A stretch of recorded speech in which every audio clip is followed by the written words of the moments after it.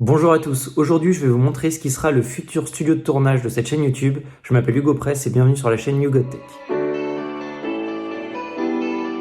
Je ne sais pas si vous avez remarqué, mais depuis le début, cette chaîne YouTube est tournée simplement depuis chez moi et c'était assez pénible au quotidien. Là, actuellement, je suis dans le local que j'utilisais pour mon ancienne boîte, que j'ai toujours et que je n'utilise plus, qui est un petit peu à l'abandon. Du coup, pour avoir plus d'espace et travailler dans de meilleures conditions, j'ai décidé de tout déplacer ici.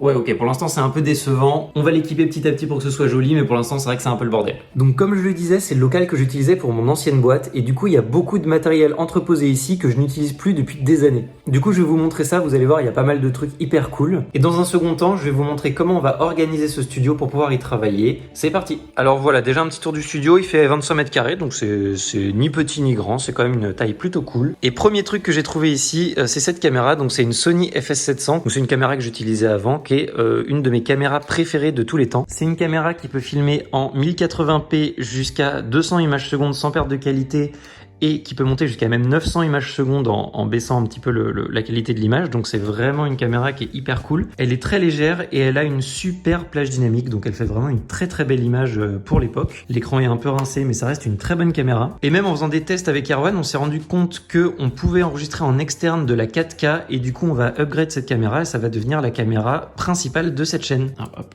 Je vais l'allumer. Donc dessus, j'y ai mis un écran Blackmagic. Alors c'est les premiers vidéo assist qui ont plusieurs années, comme vous pouvez le voir. Ils ont énormément servi. Il y en a un deuxième juste là-bas, je vous montrerai après. J'ai mis ce micro là dessus au cas où, qui est le micro Sony qui est livré avec, qui sert à faire son ambiance ou son de rattrapage au cas où. Et comme vous pouvez le voir, j'ai branché un deuxième câble XLR, hop, qui suit par terre et qui arrive jusqu'à ce micro là qui est un Rode NTG2 qui va capter ma voix. Ici j'ai mis un deuxième écran Blackmagic Video Assist, hop, et que du coup quand je m'assois à l'endroit où je vais tourner, je peux voir mon retour et vérifier que je sois net et que tout se passe bien. Alors j'ai plus grand chose en optique EF, du coup j'ai mis un speed booster de chez Metabone EF vers les montures Sony. De base la caméra a un capteur Super 35, mais grâce à cet adaptateur, on a un équivalent plein format. Dessus j'ai mis un Samyang 85 mm T1.5 qui est une bonne petite optique. C'est loin d'être la meilleure, mais elle fait carrément le taf. Ça de toute façon c'est une optique qui va changer. On est en train de faire des recherches avec Erwan pour avoir une belle optique avec un rendu un peu ciné, donc voilà, on est en train de rechercher ça actuellement. Chose cool avec cette caméra, c'est qu'elle a des filtres ND intégrés, donc en fait on peut assombrir l'image avec des filtres très facilement, et bon, elle a vraiment toutes les options qu'il faut. C'est une super petite caméra. Le trépied est dégueulasse, vous inquiétez pas, on va le changer. Dans le fond de l'atelier, on retrouve le vieil iMac sur lequel j'ai commencé à travailler. C'est le tout premier ordinateur qui m'a servi professionnellement. Ici, on retrouve un GH5 avec en optique un 1260 de chez Leica qui est vraiment sympathique. Là, j'ai deux petites optiques argentiques assez sympas. Là, j'ai un 14 mm f 2.6, donc voilà, qui est une optique que j'avais achetée pour la toute première Blackmagic Pocket à l'époque. Là, j'ai encore un speed booster Metabone, c'est la EF vers micro 4 tiers, qui est vraiment chouette. Là, j'ai un 45-150, qui n'est pas une très bonne optique, mais qui dépanne si on a besoin de zoomer, parce que ça fait un équivalent 300 mm, donc c'est toujours pratique. Et pendant qu'on parle d'optique, regardez ce que j'ai retrouvé ici. C'est un 14 mm f2.8 de chez Samyang que j'utilisais à une époque. Je vous raconterai un jour cette histoire, mais en gros, effectivement, l'objectif est cassé, mais c'est cet objectif qui a sauvé la caméra qu'il y avait dessus, donc je vous raconterai ça un jour. En matériel que j'utilise quasiment plus, j'ai ce vieux Phantom 4 de chez DJI qui est un excellent drone, même encore aujourd'hui. Je ne l'utilise plus parce que je suis en train de passer ma licence depuis 2 ans et je ne suis pour l'instant jamais allé au bout. Donc pour l'instant, il attend là bien gentiment. En truc insolite qu'on retrouve ici, hop, il y a une grue. Voilà, c'est une grue qui montée doit faire à peu près 150 kg. C'est une grue à tête motorisée, donc regardez. Donc hop, là on a le bout de la grue, sachant qu'elle peut doubler sa longueur, là elle est repliée. Alors la tête motorisée pour l'époque était vraiment pas mal. Le truc c'est que maintenant il vaut mieux mettre genre un Ronin ou un movie dessus. Moi d'ailleurs c'est ce que j'aimerais bien faire, parce qu'elle est un petit peu bruyante en fait. Si on fait des grands mouvements ça fait un peu de bruit, donc j'aimerais bien la remplacer par un Ronin ou un movie. Regardez, hop, juste là on retrouve la télécommande pour la grue.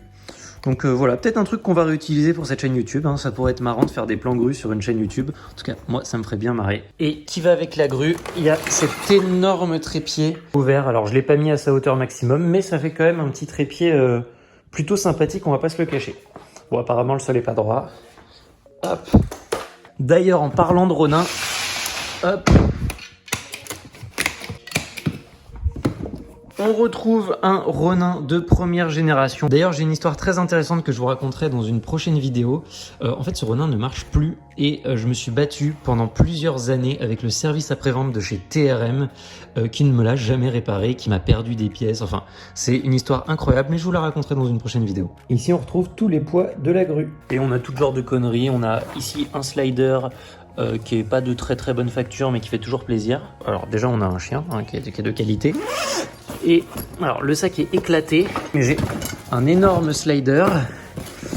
Ouais, je vous avais dit que le sac était éclaté, hein. Il est vraiment dans un sale état, faudrait que je le restaure un peu. C'est un slider pour porter des très grosses caméras, donc ça c'est le plateau sur lequel on attache la tête fluide. Et ça, c'est les roues qui viennent se mettre de chaque côté de ces barres de métal. Et si on met toutes les barres de métal cumulées, ça fait un slider qui fait jusqu'à 7 mètres. Donc ce qui est quand même pas dégueulasse. Donc voilà, je sais pas si on va le réutiliser ou pas déjà, mais il faudrait déjà lui retrouver un sac. Regardez, si on fouille dans ce sac, on retrouve même une Blackmagic Pocket de première génération qui était une caméra que j'adorais parce qu'elle avait un tout petit capteur Super 16 et qui fait une image vraiment sublime. Je vous en parlerai sûrement sur la chaîne parce que si vous voulez vous amuser à faire des images avec un look un petit peu à l'ancienne, il n'y a pas mieux que cette caméra là. Et en tant que Parisien, ce que j'adore avec ce local, c'est qu'il y a un jardin. Maintenant que je vous ai fait un petit tour du matériel qui traîne ici, je vais vous montrer comment on va aménager ce local pour en faire un studio de tournage. Comment nous, on imagine équiper ce local? Alors déjà, il y a beaucoup de trucs qui vont virer, qui servent à rien. On va faire un gros tri. Donc notamment ce canapé qui n'est pas à moi, qui est vraiment ici juste pour être stocké. Donc ce canapé déjà va partir, ça va nous libérer beaucoup de place. Là, on aura à peu près l'axe principal, donc du coup basé sur moi qui sera sur ce bureau-là. Donc comme je vous ai montré tout à l'heure, le micro qui capte directement. On va utiliser cette poutre-là pour accrocher des lumières ici pour pouvoir bien m'éclairer. Pendant les tournages, on va être obligé de cacher cette fenêtre qui fait une lumière qui est beaucoup trop aléatoire.